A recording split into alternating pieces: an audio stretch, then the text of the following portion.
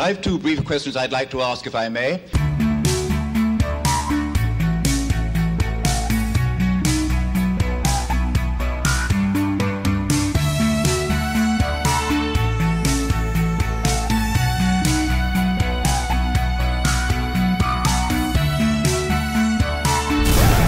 Left Foot Media. My name is Brendan Malone and you're watching The Daily Question. Today's question of the day: when was the last time you had a coffee with someone you disagreed with? And when I say disagreed with, I don't mean someone that you have a mild or minor disagreement with. I mean someone where there is big disagreement on some of the big issues in life. People who might have a completely different worldview to your own. People who have big ideas about the big issues, the things that really matter in life, that are completely opposing or different big ideas about the big issues that you happen to hold, right? And I think this is important, and the reason I'm asking this question is because last week I had the privilege of being able to sit down and have a coffee with one of my YouTube subscribers.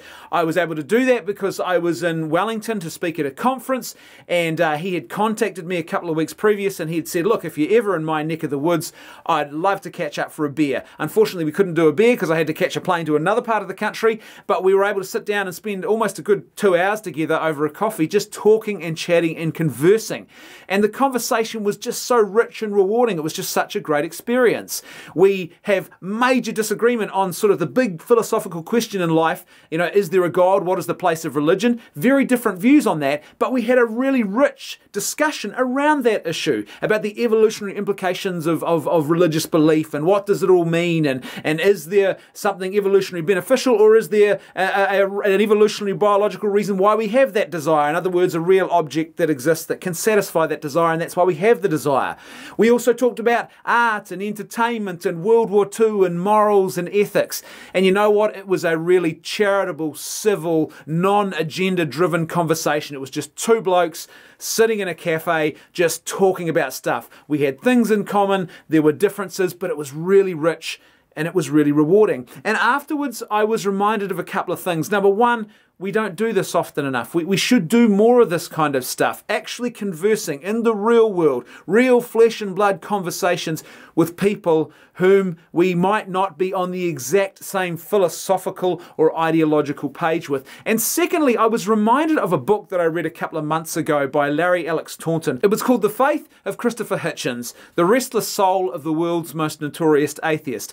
And it's an interesting book. Now, some people have been very critical of the book because they have wrongly assumed that it was trying to suggest that Christopher Hitchens might have undergone some sort of conversion to Christianity before he died. The book isn't making that claim at all. There are things about the book that I didn't necessarily like, but one of the strengths and the things that I found most appealing, and I think probably most important about the book, is the way in which it details this very profound and meaningful and very, very deep friendship between two men who had completely divergent views on the biggest and most important question that the human experience has to offer, and that is, you know, is there a God? What is the meaning of religion? These two guys had completely divergent views. In fact, they had publicly debated each other on several occasions around the divergence of views they held on these issues. Yet despite that, they had built and maintained a very genuine, warm and caring, and as I said, profoundly deep friendship. And for me, it was a real reminder of a couple of important things.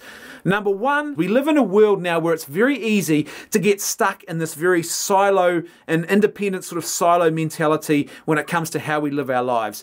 We sort of move between busyness and distraction, and we're sort of on social media, and we don't really connect in a very communal way with a lot of people, particularly people who have very divergent views to our own. It's very easy, and a lot of us do this, to sort of get stuck in particularly online, in a silo where you just surround yourself. It becomes an echo chamber of people who effectively agree with you on most issues. And there's all this confirmation bias going on, and there's all this tribalism and patting ourselves on the back about how awesome we are and how we won that fight, etc., etc., etc. But there's very little in the way of intelligent, rational discourse happening between people in other silos who hold different views to our own. So the book was a real challenging reminder about the importance of fostering those relationships and why they really matter. The other thing that was interesting about the book was the fact that Christopher Hitchens had a public persona that was different from his private persona. There was more depth and maturity. That the public persona of Christopher Hitchens, and I always liked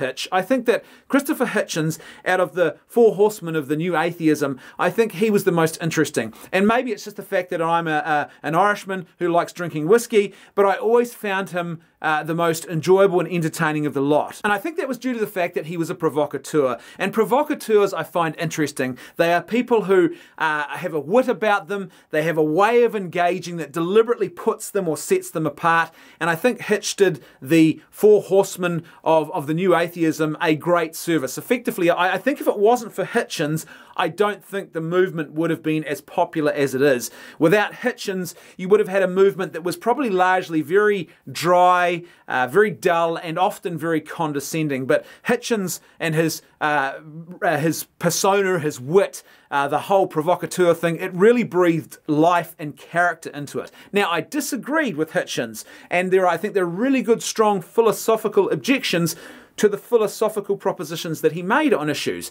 Some issues I agree with him, others I disagreed with him. However, I still thought that there was something really interesting and engaging about the guy that I really appreciated and really liked.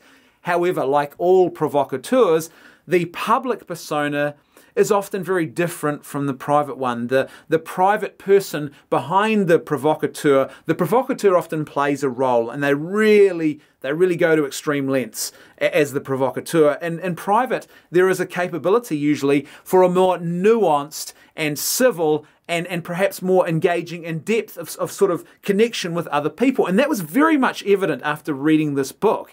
And I think it's an important reminder that a lot of people who are part of what I like to call the cult of Hitchens, the people who treat Hitchens, there's kind of an irony in this, they treat him almost like some sort of divine messiah-like figure, and they hang off every word, and everything he said or wrote was like sort of some divine revelation or a piece of scripture. They often forget that Christopher Hitchens, the public persona, there was a real mature and deep thinker behind that, and he was very capable of engaging with people even with divergent views. It wasn't about humiliating other people. It wasn't about this bombastic insulting and degrading of other people. There was something deeper going on there.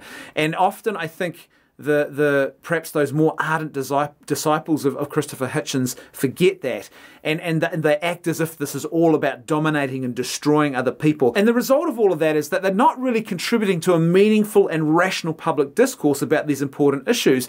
All they're doing is helping to foster tribalism.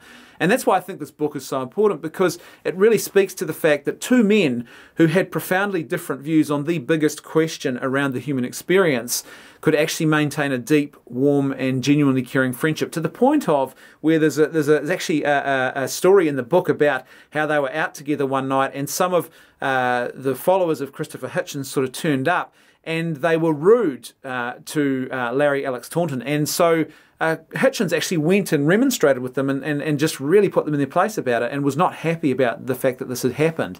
And I think it's a really important reminder. As I said, we can get into this silo type living, particularly online, where we just get into an echo chamber, and it's often all about winning an argument, being the person who says the loudest and most obtuse and most, I guess, degrading thing to another person, and we say, yeah, I showed them, I won, I put them in their place, particularly around these debates around theism and these debates around philosophy, morality, the public life of our society, how should that be structured, etc., etc. And one of the things I'm really proud of about my channel is the fact that I've worked hard to try and foster a place where people can have divergent views, not just from my own, but from each other, and they can have that discussion. I don't want to have a homogenous YouTube channel. I want a YouTube channel where people can actually come and have those disagreements in a meaningful but civil way, and they can still at the end of the day have a beer with each other. Like my subscriber who I had a really enriching couple of hours with last week. It was just a really enjoyable and rewarding experience.